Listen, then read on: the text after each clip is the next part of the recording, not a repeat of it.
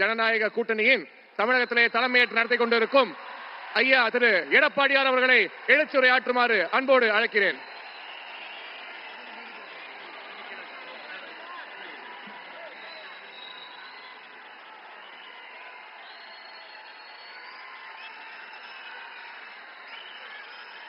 பொன்மனச்சம்மல் புரட்சி தலைவர் எம்ஜிஆர், இதயம் புரட்சி தலைவி அம்மாவை வணங்கி இந்திய திருநாடே மதுராங்கத்தை நோக்கி பார்த்து கொண்டிருக்கிறது. பாரத பிரதமர் அவர்கள் என்ன பேச போகிறார் என்று நாடே எதிர்பார்த்துக் கொண்டிருக்கின்றது. பாரத பிரதமர் அவர்கள் இந்த மண்ணிலே கால் வைத்தவுடனே இயற்கையே சூரியனை மறைத்து விட்டது.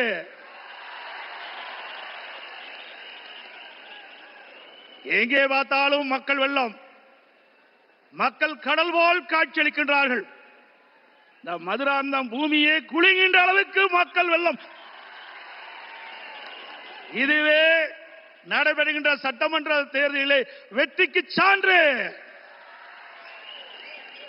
இந்த அற்புதமான நிகழ்ச்சியிலே தேசிய ஜனநாயக கூட்டணி வெற்றி பெறுவதற்கு அடித்தளம் அமைப்பதற்கு முதலாக தேர்தல் பிரச்சார கூட்ட நிகழ்ச்சியிலே கலந்து கொள்வதற்கு வருகை தந்து உரையாற்றிருக்கின்ற மதிப்புக்கும் மரியாதைக்கும் போற்றலுக்குரிய பாரத பிரதமர் மாண்புமிகு நரேந்திர மோடி அவர்களே, நிகழ்ச்சியிலே பங்கு பெற்றிருக்கின்ற மத்திய அமைச்சர் மரியாதைக்குரிய திரு பி.எஸ். கோயல் அவர்களே, தமிழகத்தினுடைய மாநில பாரதிய ஜனதா தலைவர் முன்னாள் அமைச்சர் சகோதரர் திரு நயினார் நாகேந்திரன் எம்எல்ஏ அவர்களே, மத்திய இணை அமைச்சர் அறிவுச்சார் திரு எஸ். முருகன் அவர்களே,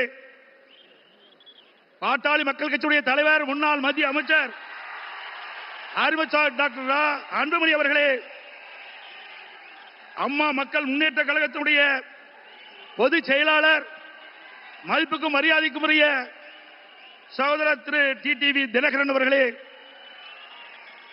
தமிழ் மாநில காங்கிரஸ் தலைவர் முன்னாள் மத்திய அமைச்சர் மரியாதைக்கு திரு ஜே.கே. வாசன் அவர்களே, புரட்சி பாரதிய தலைவர் திரு பூவை ஜெகன்மூர்த்தி எம்எல்ஏ அவர்களே, மரியாதைக்குரிய புதிய நீதி கட்சி தலைவர் திரு ஏ.சி. சண்முகம் அவர்களே, இந்திய ஜனநாயக கட்சியுடைய தலைவர் திரு பாரிவேந்தர் அவர்களே, தமிழக மக்கள் முன்னேற்ற கழக நிறுவன தலைவர் திரு ஜான் பாண்டியன் அவர்களே, எருதல் மக்கள் கட்சியுடைய தலைவர் திரு என்.ஆர். தனபாலன் அவர்களே, முன்னாள் ஆளுநர் திரு தமிழிசை சவுந்தரராஜன் அவர்களே, முன்னாள் பாரதிய ஜனதா தலைவர் சகோதரர் திரு அண்ணாமலை அவர்களே, மற்றும்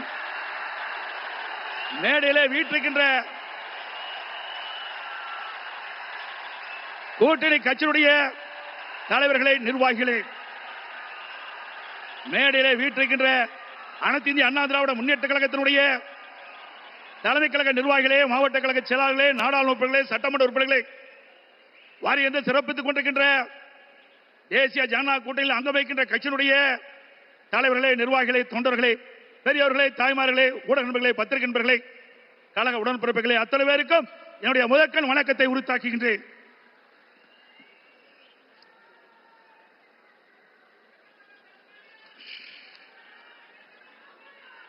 நாளம் கருதினும் கைகூடும், காலம் கருதி இடத்தார் செய்யும். உரிய காலத்தையும் இடத்தையும் தேர்ந்தெடுத்து செயல்பட்டால் உலகத்தையே கையில் அடக்கலாம் என்பது இதனுடைய பொருள். நம்மை எதிர்ப்பவர்கள் எத்தகைய வஞ்சக நெஞ்சம் கொண்டவர்களாக இருந்தாலும், தீயவர்களாக இருந்தாலும், உரிய காலத்தில் உரிய இடத்தில் உரியவர்களோடு ஒன்றிணைந்து உறுதியாக செயல்பட்டால் வெற்றி என்பது நிச்சயம். அத்தகைய தருணம் இப்பொழுது நமக்கு கிடைத்துள்ளது. எனக்கு திராவிட முன்னேற்ற கழகம் ஆட்சி பொறுப்பேற்று 4.25 ஆண்டுகள் ஆகிவிட்டன. 4.25 ஆண்டு காலத்திலே மக்களுக்கு இந்த ஆட்சி கொடுத்தது வேதனை, துன்பம். எல்லா துறைகளிலும் ஊழல், ஊழல் இல்லாத துறையே கிடையாது. மக்களை வாட்டி வதைக்கின்ற அரசாங்கம் தேவையா? சொல்லுங்க, தேவையா? மக்களோட ஆட்சி அகற்றப்பட வேண்டும். ஒரு குடும்பம் வாழ 8 கோடி மக்களை சுரண்டுவது நியாயமா? இன்றைக்கு தமிழகத்தை திரு கருணாநிதியுடைய குடும்பம் ஆட்சியிலே அமர்ந்து கொள்ளையடித்துக் கொண்டிருக்கின்றது. திரு கருணாநிதி அவர்கள் முதலமைச்சராக இருந்தார்.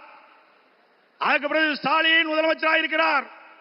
ஆட்சி பொறுப்பேற்று 4.25 ஆண்டு காலத்திலே அவர் செய்த சாதனை ஒன்றே ஒன்று, ஊழல் ஊழல் ஊழல். இன்றைக்கு திரு ஸ்டாலினுடைய குடும்பம் உலக அளவிலே மிகப்பெரிய பணக்கார குடும்பமாக திகழ்ந்து கொண்டிருக்கிறது. திரு ஸ்டாலினுக்கு பிறகு உதயநிதி ஸ்டாலின் வர வேண்டும் என்று எண்ணுகின்றார். திராவிட முன்னேற்ற கழகத்தில் எத்தனையோ பேர் உழைத்தவர் இருக்கின்றார்கள். அவர்கள் எல்லாம் வீதியிலே பார்க்கப்படுகிறோம். ஆனால் திரு கருணாநிதி குடும்பத்திலே பிறந்தவர்களுக்குத்தான் அந்த கட்சியில் இடம், அதிகாரத்தில் இடம். அந்த அடிப்படையிலே தான் எந்த ஒரு தகுதியும் இல்லாத திரு உதயநிதி அவர்களுக்கு முதலில் சட்டமன்ற உறுப்பினர் ஆக்கினார், பிறகு அமைச்சராக்கினார், இப்பொழுது துணை முதலமைச்சராக்கி இருக்கின்றார். அடுத்தது எந்த காலத்துக்கும் எந்த பதவிக்கும் திரு கருணாநிதி குடும்பம் வர முடியாது. வர முடியுமா? இந்த தேர்தல் தான் திமுகவுக்கு இறுதி தேர்தல். தீய சக்தி திமுகவை வீழ்த்துவோம்.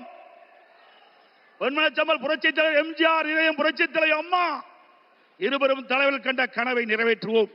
நம்முடைய தேசிய ஜனநாயக கூட்டணியுடைய சக்தியால் பாரத பிரதமர் நமக்கு துணை நிற்கின்றார். இன்றைக்கு நம்முடைய இயக்கம் வலிமையான இயக்கம். நம்முடைய கூட்டணி வெற்றி கூட்டணி, வலிமையான கூட்டணி. தேர்தல் என்ற போரில் நம்முடைய கூட்டணி கட்சி தலைவர்கள், நிர்வாகிகள், தொண்டர்கள் இரவுகள் வராமல் தேனீக்களை போல, எறும்பை போல சுறுசுறுப்பாக செயல்பட்டு தேர்தல் போரிலே எதிரிகளை ஓட ஓட விரட்டி வெற்றி கொடி நாட்டுவோம். செய்வீர்களா? இந்த தேர்தலை பொறுத்த வரைக்கும் குடும்ப வாரிசுக்கு முற்றுப்புள்ளி வைக்கின்ற தேர்தல், குடும்ப ஆட்சிக்கு முடிவு கட்டுகின்ற தேர்தல், ஊழல் நிறைந்த ஆட்சிக்கு முடிவு கட்டுகின்ற தேர்தல். இந்த தேர்தல் நம்முடைய வெற்றிக்கு மக்கள் துணை நிற்கின்றார்கள். நம்முடைய கூட்டணி கட்சி தலைவர்கள் இன்றைக்கு எழுச்சியோடு இங்கே உரையாற்றிருக்கின்றார்கள். எனக்கு பின்னாலே பாரத பிரதமர் அவர்கள் உரையாற்றிருக்கின்றார்கள். ஆக நம்முடைய கூட்டணி இந்த தேர்தலிலே 210 இடங்களிலே வெல்லும், பெரும்பான்மையான இடங்களிலே வெல்லும். அண்ணா திமுக ஆட்சி அமைக்கும். அதோடு திரு ஸ்டாலின் சொல்லுகிறார், இன்றைக்கு மத்தியிலே தமிழகத்துக்கு எந்த திட்டமும் கிடைக்கவில்லை என்ற ஒரு தவறான தகவலை சொல்லிக் கொண்டிருக்கின்றார். சிந்தித்து பார்க்க வேண்டும். அனைத்து இந்திய அண்ணா திராவிட முன்னேற்ற கழக ஆட்சியிலே தான் மத்தியிலே பல திட்டங்களை நாம் பெற்றோம். நாம் கேட்ட நிதியை கொடுத்தார்கள், கேட்ட திட்டத்தை கொடுத்தார்கள். தமிழகம் முழுவதும் இருக்கின்ற பல்வேறு ரயில்வே கடவுகளிலே உயர்மட்ட பாலம் வேண்டும் கேட்டோம். அதிகமான பாலத்தை கொடுத்தது மத்திய அரசு. அதே போல தேசிய நெடுஞ்சாலைகள், தமிழகத்தில் இருக்கின்ற போக்குவரத்து நெரிசலை குறைப்பதற்கு பல்வேறு தேசிய நெடுஞ்சாலைகளை வழங்கினார்கள். அது மட்டுமல்ல, சென்னை மாநகரத்தில் அதிகமான போக்குவரத்து நெரிசல் இருக்கின்ற காரணத்தினாலே மெட்ரோ ரயில் திட்டம் கட்டம் 2 அதற்கு அனுமதி கொடுக்கப்பட்டு சுமார் 63,000 கோடி ஒரே திட்டத்திற்கு அனுமதி வழங்கி அந்த திட்டத்தை மத்திய அமைச்சர்களே நேரடியாக வந்து அடிக்கல் நாட்டி சாதனை படைத்தோம். இதெல்லாம் மத்திய அரசாங்கம் கொடுக்கப்பட்ட திட்டம் அல்லவா? அதற்கு மேலாக காவிரி மேட்டூர் அணையிலிருந்து திறக்கப்படுகின்ற நீர் காவிரி நதியின் வழியாக கடலில் போய் கலக்கின்றது. அப்படி அந்த நதி நீர் மாசுபடாமல் இருப்பதற்காக பாரத பிரதமர் அவர்களை நான் சந்தித்து, முதலமைச்சர் இருக்கின்ற போது அவரை சந்தித்து இந்த கோரிக்கையை வைத்தேன். நடந்தாய் வாழி காவிரி திட்டம் சுமார் 14,000 கோடி இந்த திட்டத்திற்கு நிதி தேவை. கொடுத்த உடனே அவர் பார்த்தார், அற்புதமான திட்டம், இந்த திட்டத்தை நிச்சயமாக நிறைவேற்றி தருவேன் என்று சொல்லி மேதக குடியரசுத் தலைவர் உரையிலே இடம்பெற செய்து கடந்த 2024 ஆண்டு அதற்கு அனுமதி கொடுக்கப்பட்டது. ஆனால் இந்த அரசு முடக்கி வைத்திருக்கின்றது. உண்மையிலேயே இந்த அரசு மக்கள் மீது அக்கறை இருந்தால் மத்திய அரசு அனுமதி கொடுக்கப்பட்ட திட்டத்தை நிறைவேற்ற மனமில்லை. சிந்தித்து பாருங்கள், 14,000 கோடி, 1,000 2,000 இல்ல 14,000 கோடி நம்முடைய தமிழ்நாடு நலன் பெறுவதற்காக மத்திய அரசு அனுமதித்தது. பாரத பிரதமர் அவர்கள் மனமுகந்து கொடுத்த அந்த திட்டம், அந்த திட்டத்தின் மூலமாக காவிரி நதியிலே கரை ஓரமாக இருக்கின்ற கழிவு நீர்கள் அந்த நதியிலே கலக்கின்ற பொழுது நீர் மாசுபடுகிறது.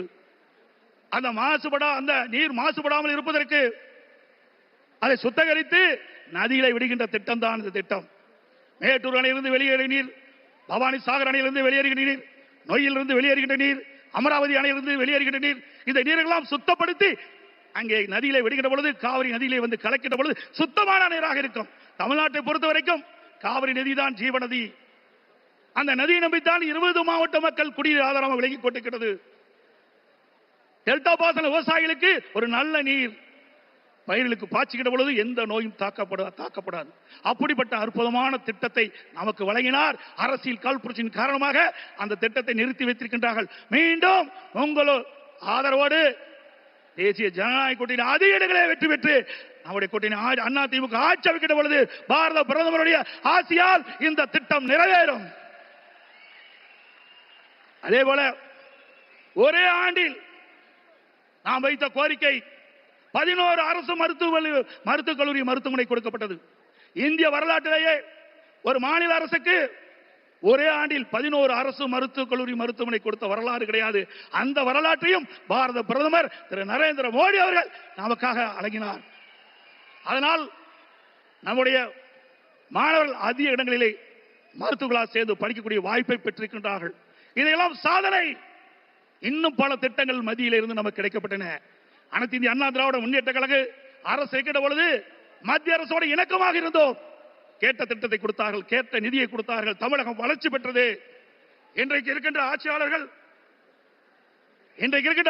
வேண்டுமென்றே திட்டமிட்டு மத்தியிலே குறை சொல்லி இன்றைக்கு லஞ்ச லாவணியத்திலே இந்த அரசு திளைத்துக் கொண்டிருக்கின்றதை நேரத்திலே சுட்டிக்காட்டி அதோடு எண்ணிய இன்னியாங்கு எய்து எண்ணியார் இன்னியர் ஒரு செயலை செய்து முடிக்க எண்ணுபவர் மிக உறுதியுடன் இருந்தால் அவர் நினைத்தபடியே அந்த செயலை செய்து முடிப்பார் என்ற குரலுக்கு மிக பொருத்தமானவர் நமது பாரத பிரதமர் நரேந்திர மோடி அவர்கள். இன்னைக்கு உலகமே பாராட்டுகின்ற அளவிற்கு இந்திய நாட்டுக்கு பெருமை சேர்த்தவர் பாரத பிரதமர் அவர்கள். கொரோனா காலம், இன்னைக்கு இந்த கொரோனா காலத்திலே அந்த வைரஸ் நோயால் இன்னைக்கு வல்லரசு நாட்டில் கூட மக்களை காப்பாற்ற முடியவில்லை. அந்த காலகட்டத்தில் விலை மதிக்க முடியாத உயிரை காப்பாற்றுவதற்கு அவர் எடுத்த நடவடிக்கையினால் லட்சக்கணக்கான மக்கள் உயிர் பிழைத்தார்கள். அந்த நோய் எப்படி தாக்கும், எப்படி வரும், அதற்கு என்ன சிகிச்சை அளிக்க முடியும், அதற்கு என்ன மருந்து என்று கண்டுபிடிக்க முடியாத சூழ்நிலை கூட தன்னுடைய திறமையால் ஆற்றால் அதற்கு சிகிச்சை அளிப்பதற்கு உரிய மருந்தை கண்டுபிடித்து உரிய சிகிச்சை அளித்து விலை மதிக்க முடியாத உயிர்களை காப்பாற்றிய மா மனிதர் பாரத பிரதமர் நரேந்திர மோடி அவர்கள். இந்திய நாட்டு மக்கள் மட்டுமல்ல, வெளிநாட்டில் இருக்கின்ற மக்களுக்கும் அந்த உயிர்களை காப்பாற்றுவதற்கு விலையில்லா மருந்துகளை கொடுத்து காப்பாற்றிய மனித நேயம் படைத்த தலைவர் பாரத பிரதமர் நரேந்திர மோடி அவர்கள் என்பதை இந்த நேரத்தில் சுட்டிக்காட்டி